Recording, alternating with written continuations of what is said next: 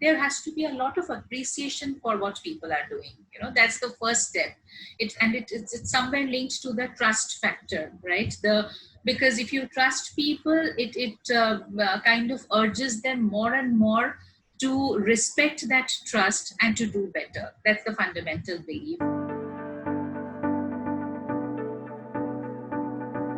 I'm your host Sumita Mariam, and let's begin with a quick introduction of peopleHum. peopleHum is an end-to-end one-view integrated human capital management automation platform, the winner of the 2019 Global Codie Award for HCM that is specifically built for crafted employee experiences and the future of work. We run the peopleHum blog and video channel, which receives upwards of 200,000 visitors a year, and publish around 2 interviews with well-known names globally every month. And now for our guest, Dr. Rima Ghose Chowdhury is EVP and CHRO at Datamatics Global Services Limited. Rima has over 2 decades of experience in corporate and academia and has worked with reputed enterprises like IBM, Sony Pictures Networks India, and Quinox, to name a few.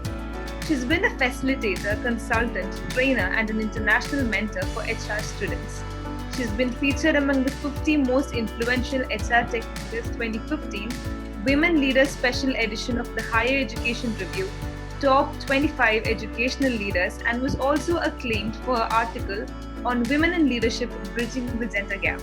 Welcome, Rima. We're so happy to have you with us today. Thank you, Sumita, and a big thank you to the peopleHum platform for this opportunity to share a few words. It's absolutely our pleasure, Rima. It's wonderful to have you with us. So let's move on to the interview. The very first question I have for you, Rima. You've had quite an exciting journey, right? Bringing you to the CHRO of Datamatics. So can you tell us a little bit about it, a little bit about your learning experiences, and how is it overall? Right. So the journey has been very exciting, without a doubt. And you use the right word. It's been about journey. It's never been about the destination. So I have enjoyed each and every milestone, each and every moment. So how I started off, so my initiation did not happen in HR first. So it was in the manufacturing sector. So I'm a pharmaceutical technologist from Jadavpur University, one of the premier engineering colleges of India. And post-engineering, I did a 1-year stint on the shop floor at Reckitt Coleman, now Reckitt Benckiser. And I was manufacturing Dettol and Lysol on the shop floor, possibly the only woman out of perhaps some 200 odd men on the floor, and dirtying my hands with the manufacturing, etc. When I realized that I am very, very keen to take a plunge in the management, or rather the corporate side of things, and probably that interests me more. And that's how MBA and HR and the subsequent stints happened. So I have had a very diverse mix of experience in various industries. So it has never been about moving from one company to another within the same industry. It has always been about the variety. So I joined in the petrochemical sector, Haldia Petrochemicals Limited, which was which was a very prestigious project in West Bengal, a joint venture of the Tata's, West Bengal government, TCG. And the aim was to build an organization from a project phase. Typically the petrochemicals plant has come up, and we have done the needful in that locality of rehabilitation of people, etc. So now, how do we convert that? How do we create an organization? That was the task. And I was, of course, the junior most in the ladder as a management trainee. But that experience of creating an organization which involved so much of HR automation, huge volumes of hiring at that point in time, lots of good work around OD interventions and performance management of various kinds or various categories of employees. So the exposure was very good. And by virtue of being a part of an organization like that at a nascent stage, what happened was my horizon got expanded to a great extent, and then being a small team, and at some point in time, there was a bit of attrition at a managerial level. So even at a very junior level, you kind of got to do everything. And so I'm very fortunate that I got that experience, to the extent that I also became a part of the corporate communications team. I was representing the organization at international and national forums at IMC, etc., where I was talking about corporate sustainability, CSR, etc. So all of it with probably 1 to 2 years of experience, 1.5 to 2 years of experience. So that was that definitely taught me a whole lot of things. It was like exponential learning, and such kinds of stints, instill a different kind of confidence in you. And then later, I moved on to be a part of IBM, Sony, an IT firm called Quinox. I did a small stint in academics, NL Dalmia Institute of Management Studies and Research. So it has always been about quite a lot of variety in my career. And what that did for me was, of course, the confidence and self belief that I mentioned. And along with that, wide gamut of exposure in various areas of HR and business. So that helped me quite a lot. And when it comes to journey, it was never about chasing a particular aim. It was always chasing self-investment, chasing a never say die attitude, chasing resilience. So that's how the entire journey evolved. I mean, it's wonderful. I mean, you had a brilliant start, and how they just shaped you to become this successful leader that you are. And I think being resilient is in the air right now, because everyone has to be resilient to the current times. There is a lot of crisis with the pandemic and all of that. Which brings me to my next question. So, to what extent do you think big data and analytics can help in the process improvement with respect to HR? So HR is a function which keeps evolving with time, so that's the beauty of our function. We are not driven by a model or a framework as such, but we are always changing with the times. And the biggest change that we are trying to contribute to is that of the business. So even right now, if you see what we are doing, we are all in that mode of lot of experimentation. We have all been thrust into something called the new normal. No matter how much of BCP organizations had, in reality, they were actually not prepared for this kind of thing. None of us were, right? So at a personal level, at a professional level, we are all experimenting, and there is a lot of focus on analytics, on what works and what doesn't. So some of the roles, some of the investments we are doing today, if you look at the data scientists, the data architects, the analytics experts. So 10 years back, these jobs hardly existed, right? So we were in the midst of a whole lot of data, but crossing that bridge from data to analytics, we had not done 10 years back. We are now trying to cross that. And even now when we are doing that, so a study by Deloitte that tells us that while almost every organization feels that analytics is the way forward, but are we really ready for it? A mere 8% of organizations say that, we are ready. Because that readiness also goes through various levels, various steps. Now, your question, how can big data and analytics help HR function? So I would say these affect each and every life cycle stage of HR. So probably one of the most commonly used terms these days is hiring analytics. Maybe that's where there is maximum usage that's happening. But other than recruitment also, okay, let me first talk about the recruitment piece. So when it comes to dealing with the talent gap or the talent scarcity, or improving the pace and speed of hiring. So when we have analytics doing these things for us, telling us where to look at. So where to look at, that part is so very much important, because our mind is constantly being bombarded with pieces of information. So there are millions of pieces of information which are getting into our brain. So out of all of that, where do we find that focus area? What tells me that yes, this is the right resume for me? So be it the quality of resumes, be it the time that we save, the value adds that we do for the businesses to be able to say that basis the past performance track records and the different kinds of analytical tools that we have applied, we think that these are the best bets. Analytics has got us to that position where we can actually talk about these things and help the businesses. Now, even when it comes to the analytics part, I would say that there are various parts to it. There are various stages, and we have to determine where we are. Organizations have to figure that out. So, if we look at the Gartner analytics model, so you have a prescriptive, you have a descriptive analytics first, right? So, all about understanding what kinds of analysis is possible with the current amount of data. So, then we move to the diagnostic analytics part, where we try to find out why something happened the way it happened, right? It gives us all those research insights, etc., which can help us to be better.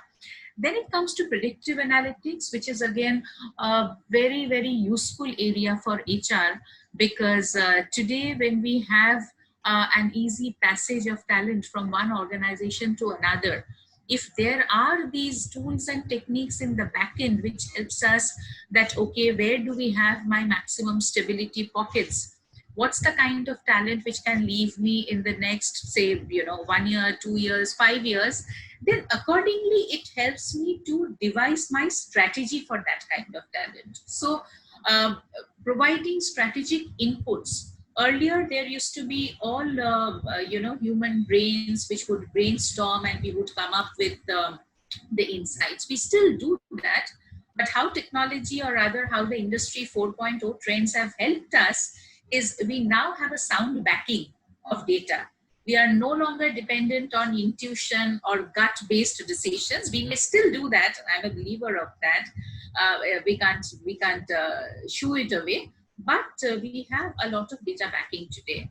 And prediction of talent, or rather helping in talent retention, is one of the big inputs where analytics has helped us.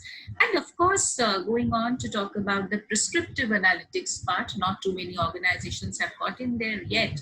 But what is it that we should be doing in those pockets where we see risks, the workforce risks that we see today? How do we counter that? So all these four various areas of analytics can be put into good use by HR. Organizations are trying to do that to some extent, but yes, the progress is slow, and of course we have to measure everything with the yardstick of return on investment. So probably that's where the trend is yet to pick up to a great extent. Yeah, that's a beautifully structured answer. I mean, and your experience in academia, it reflects, it's shown in the way you structure your answers. So that's good. And also, I was thinking, the way you said about analytics, I think the greatest demand that any HCM manufacturer or any HRIS manufacturer is getting these days is that how do we track? How do we, we need a task management system that doesn't, um, interfere with the engagement of our employees, but also help us understand what they're up to. I mean, who's going to stay after 6 months? Who should we retain after a year? What is the best asset? What is the quality of talent that we are attracting? So they want to know all of it, and they need analytics. And as you said, they need insights behind it. They need that description. So that was a beautifully structured answer, Rima. Thank you so much for that. And um, you know, a little bit more, if I may ask you, what tools or techniques, according to you, can the HR and managers use to, drive engagement and productivity? So we know that we are at a remote working time right now. So how can we use all of this? What are the tools and techniques that can be used right now at this point? So when you say at this point, you mean the current coronavirus-induced situation that we are going through. Yeah, actually, this is something which is plaguing all of us, how to solve this problem. And I would say, as an organization, we have been able to kind of crack the code to a great extent. And so I'm sure so have quite a few others also. So when it comes to engaging people remotely and getting the best out of them, I would not only want to depend on tools, I would also talk about the typical human and humane techniques that are there. So I'd like to touch upon both because I feel that technology is a huge enabler, but how we enable that, end of the day, it has to be driven by the logic, or the algorithm has to be human emotions, in some form or shape. So, to a great extent, the current work structure that we have is kind of hinged on three important things. One, of course, the flexibility, the autonomy, the freedom that we provide to the employees. Two is, of course, trust, because in this kind of a scenario, it's very, very important that we don't get into micromanagement, and we don't get into, we don't get more into checking off work hours rather than the quality or the output.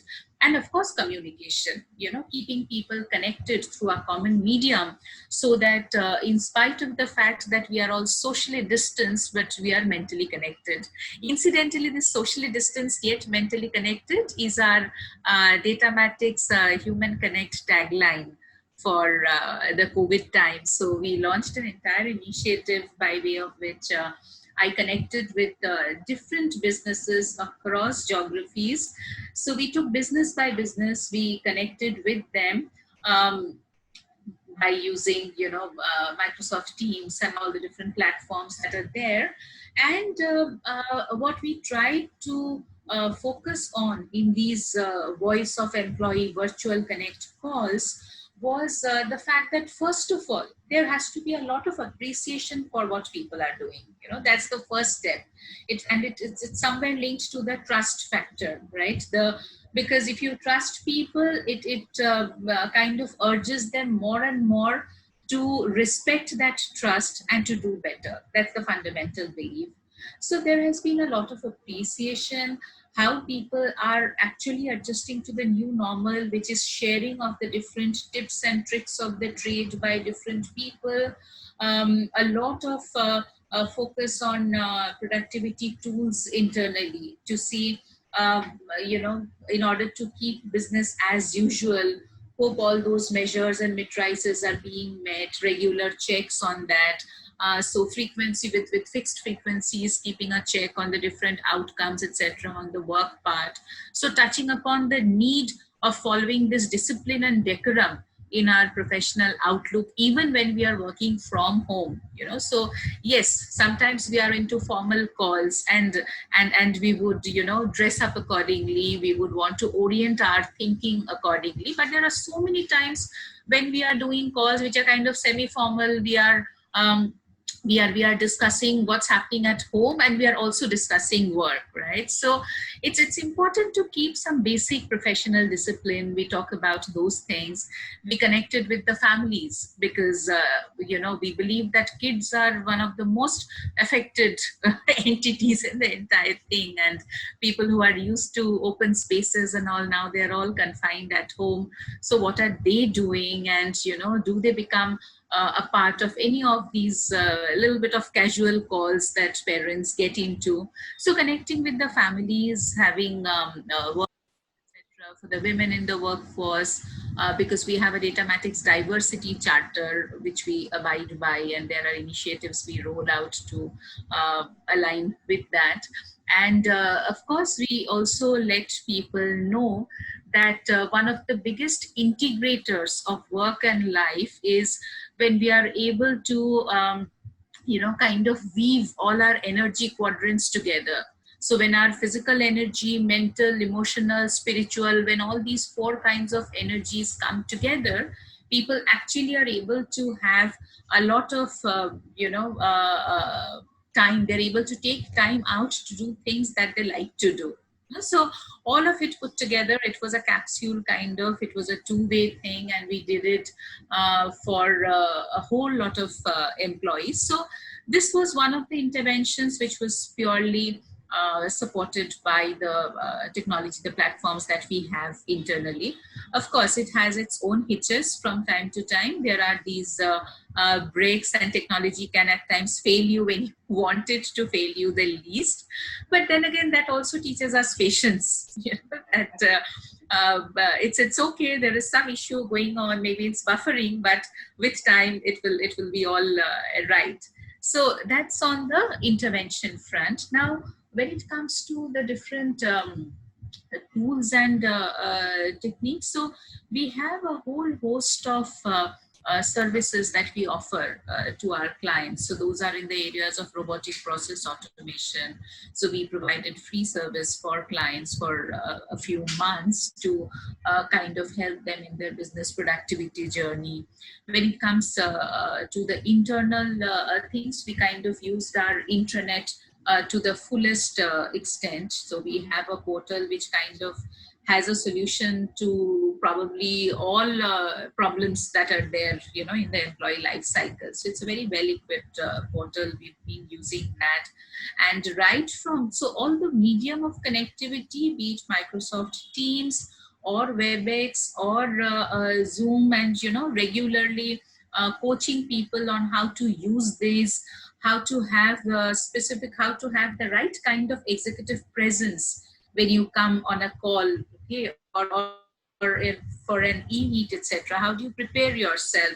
Because not that every Indian household is extremely geared for a work from home kind of a situation, right? So there would be kids running, there would be shortage of space. We don't always have the luxury of a confinement within the house where we can work peacefully.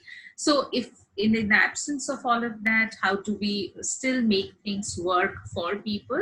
So we have done a whole lot of sessions around these, coached people, advised people, and finally what we have realized that somewhere we have generation R ready. So beyond the X and the Ys and the Zs of the world, so there's a generation R which is like a generation very resilient, and has kind of pressed the reset button, all set for the new world. So that's been a learning, and we have done a whole lot of enablements, because we realize that when people use their own connectivity tools, then there has to be some aids, etc., from the company side. So we have done those.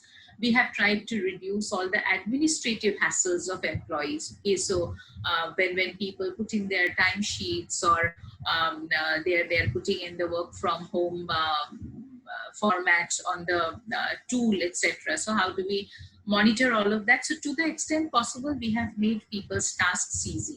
We have done away with those number of steps, and when we do all of this, we have also used our climate survey results. So when you were asking about the use of big data and analytics in HR, so yes, our climate survey results, which are kind of culled out from different kinds of tools, including the sentiment analysis from employees. So we have used all of that to ensure that we have the voice of employee, which is telling us that yes, we are employee friendly enough. There can always be whole lot of areas for an organization to improve, but by and large, these kinds of feedback and reactions that come from the employees as a part of surveys which are driven by analytics, so that helps us a lot. Wow, Rima. I mean, I was thinking about this question I had in my mind, for a long time. Being an HR enthusiast myself, I used to think, what makes a good CHRO? I mean, what is the perfect balance that you need? And as you were saying this answer, I was thinking, okay, it's a fine balance of a lot of things, right? Say administration, finance, technology, and a very fragile element called human emotions. So that's like that's wonderful job you're doing, and it's very difficult to balance all of this for an enterprise. which is a very commendable job. So that's wonderful. And I really salute all the HRs out there who are like very resilient and bringing out strategies and everything for this crisis. So that's amazing. So let's get some advice from you now. What advice do you have for the people just starting out in the HR industry? So I don't really know, Sumita, if I'm in a position to advise. So maybe I'll put it this way. I'll talk about what has worked for me. So possibly that's one way to share.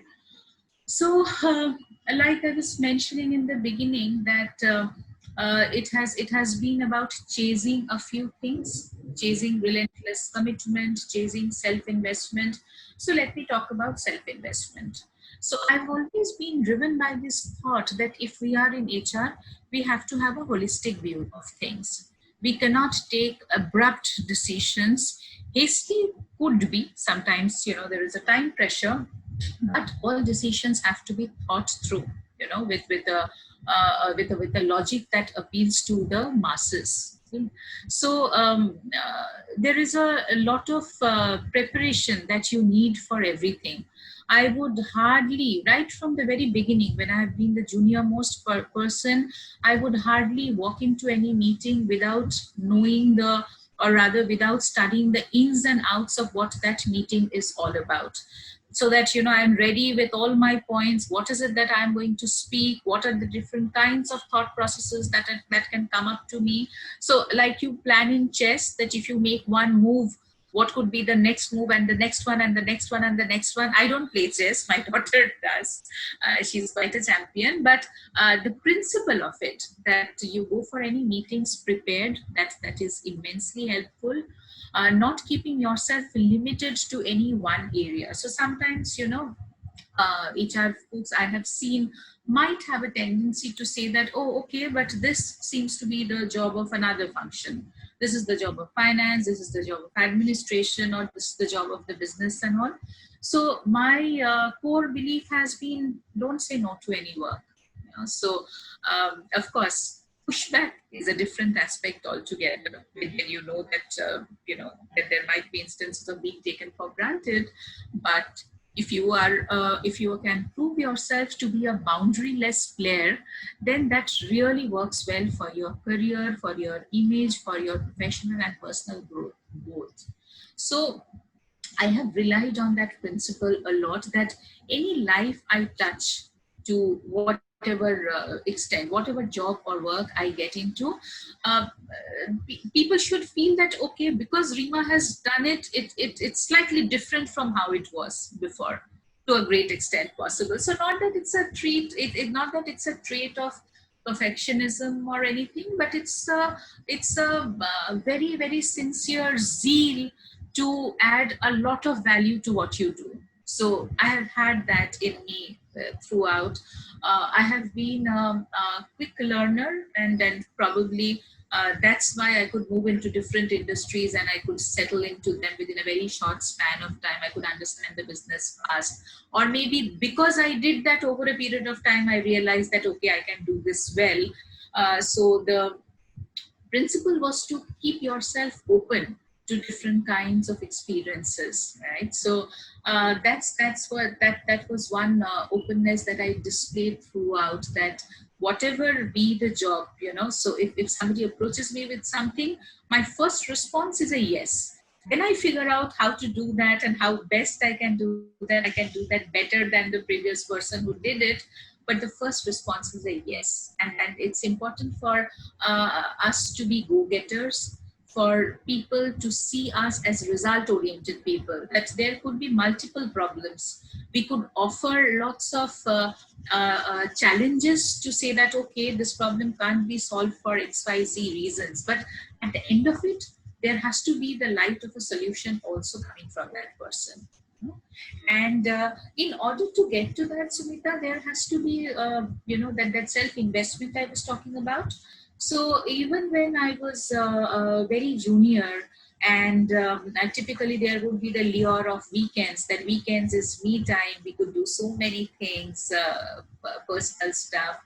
But if ever there was a conference or a conclave or a meet happening in the city where I could have easy access, and this is not only now, since last 25 years back also when I started my career, there would be all these National HRD Network meets, CII meets, this, that, and the others. So whenever there was an opportunity to be a part of these forums, I would always grab that.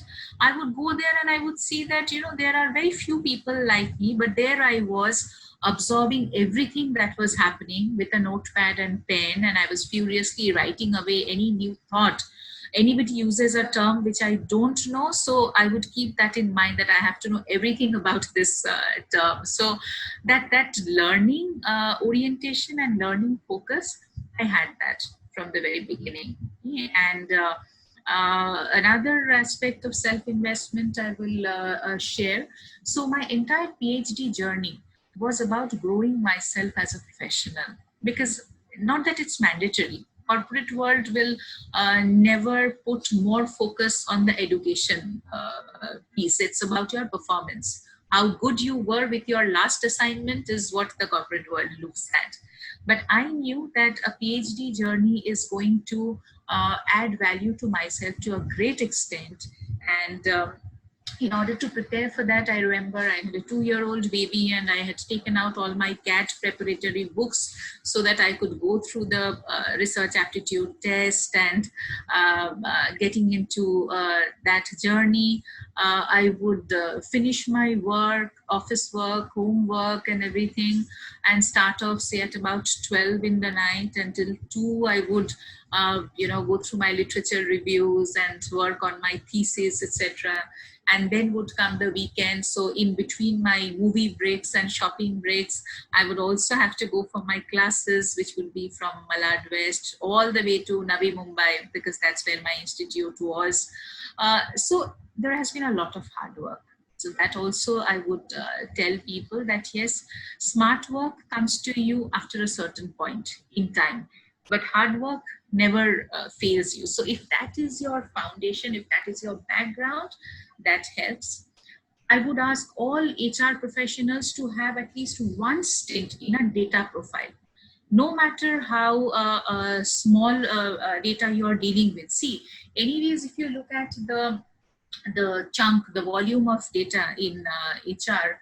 So while Excels will have multiple rows and all, but very rarely you will have, say, gigabytes of data, leave alone terabytes, petabytes, exabytes, and all of that, right? So not that we are talking about a huge volume of data, but yes, when you handle this portfolio, at least in the initial stages, it kind of, orients your thinking in a certain way. For example, if we say, some simple realizations, let's say 100 people moved out in an organization in the last year.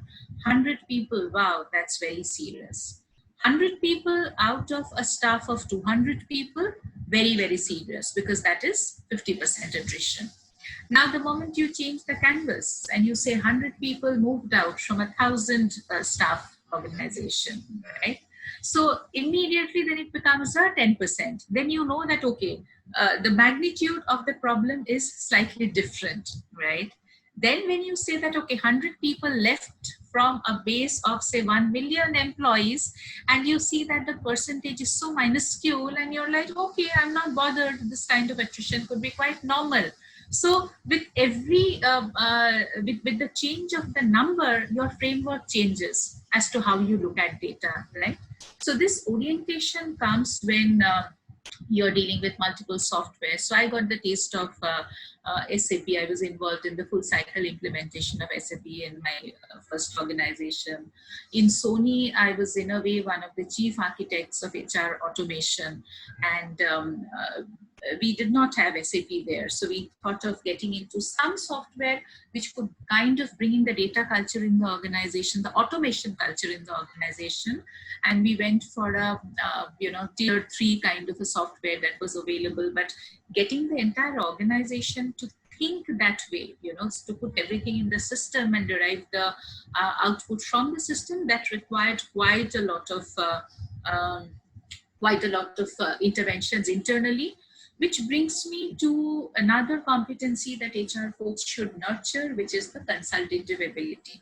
And you are in a position to consult someone, to offer consultancy advice when you know an ace in your area. You know your subject very well. You're a subject matter expert, and hence you are in a position to offer advice to another person, right? Why will somebody listen to you? As simple as that. So becoming a subject matter expert is very important. There would always be multiple jargons floating. Yes, it's important to know what those means, but along with that, it's important that you know your core area extremely well, so that in your core area nobody should be able to challenge you. Then certain aspects like being able to work in teams. So again, a managerial position happened to me pretty early in my career, and a lot of HR professionals will either face it themselves, or they will face scenarios where there will be a lot of these years of experience difference between two employees. So how do you tackle that? So one of the ways that things become smoother is when you operate from a level of knowledge supremacy, not a level of authority, but a level of knowledge supremacy. That there could be someone who might have probably 10, 15 years of experience more than you, but in your area, do you have that knowledge supremacy by way of which you can guide that other person? So it's important for us to empower people, because that's something which works very well. When you empower people, when they know that they are responsible for their decisions, it definitely brings out rest in them. So nurturing these values like teamwork, empowerment, the right kind of delegation without losing track of what's happening, being very well prepared, upping your knowledge quotient with every time. You can't be saying the same things that you were saying 5 years back, so there has to be a difference in what you speak and how you think and how you're molding yourself to the new normal. For the HR professionals, like I said, the openness to data profiles, that's very important. It's important for HR people to be able to articulate very well. Okay, so I remember when I took up this role of a professor, I felt that having done my PhD at least couple of years, let me try to have a taste of the academic sector. But of course, there were those apprehensions that I have never addressed a class of 90, 100. Handling your team is one thing, because just before that I was heading HR for an IT company for all India. But that's one part, and handling a room full of students, and that too bright MBAs who can kind of ask you any question and challenge you, and you might be thinking what the right answer would be. So when I was gearing up for that challenge, so I realized that end of the day, for an HR professional, it's such an important competency to be able to communicate to a larger audience. What do we do when we share organizational strategy, the vision and the mission, when we connect with employees? This is what we do, right? We handle a huge platform, we handle huge numbers of employees, and because of what we say, because of the truth or the sincerity or the honesty in what we say, they are able to understand that yes, we are chasing something which is really big. So articulation, influencing people, the right kind of networking, all of these will be very important. So I think I have touched upon various aspects. There isn't uh, any ranking of the different factors, but still, if I have to choose a couple of them, I would say self-investment and resilience, because nothing is forever. There are ups and downs in everybody's career. Think of yourself as a marathoner as against someone who's running a sprint, because sprint is like high energy, you do that and you're done. But marathoner is someone who's like we say lambi race ka ghora. So the person would be more prepared to deal with the different challenges that lie at every nook and corner. Yeah, that's wonderful. I mean, and also one of the main, the one of the main points that I loved personally was, keeping an open mind to learning, and a lot of fields. So that's amazing. And I think everyone, despite the designation as such needs to follow that. We have to keep an open mind to learning in other fields as well, so that we get a taste of what everyone is doing, right? So, Rima, just to kind of wind up the interview process, do you have any last sound bites that you would like to leave our audience? No, I think I have almost shared everything. Yeah, last words, it would be that first line which I had mentioned in the initial stages of the interview, never say die attitude. So especially now is the time when a lot of professionals are facing a lot of challenges, right? I have these young students reaching out to me from various institutes who've been saying that corporates have taken the offers back, there is delayed joining. There is quite a lot of mayhem that has happened in the corporate world, and all that is COVID induced, right? Most of that. So I would say that, keeping that faith and belief that these are nothing permanent, these are all temporary. So that faith and that self belief and that confidence is very, very important. And I would urge people to do a lot of reading, use the available time to good use. And this is something that I can share. So again, when I talk about how I used to prepare myself for not the career, that time I didn't know about the career piece, but how I would prepare myself as a person going forward. So I have read classics like Goddard and Pearl's Buck, then War and Peace, and all these classics I have read at a very, very early age. There were even times when I used to, note down some of these phrases so that I could use them in my articulation at a later stage. So I had a diary which would be full of these literary works from different classic authors. So I would say use the time to do something meaningful. There are lots of courses, certifications, etc., which are not very costly. It's important to keep yourself updated at all times. It's important to know what's happening in the industry, all the terms, all the new things that are coming up. There are various survey reports, etc., which are available these days. We can actually use those to find out what's going on. And of course, networking. So that always helps. These days, with LinkedIn and all of that, we are kind of, the world has become so very much small. We don't know one person, and the moment later, we have the entire profile in front of us, right? And reaching out to these people, of course, people are busy. Not that we can expect a great response every time we reach out to someone, but reaching out has its own positive effects as well. As in, some people will definitely reach out to your queries and help you in your journey, because it's all about, what goes around comes around. Somebody has helped you in the past and you help someone else, so that the cycle becomes complete. So I would say my last word, so to say, will be that spread positivity to the extent possible, whenever possible. Have that smile on your face.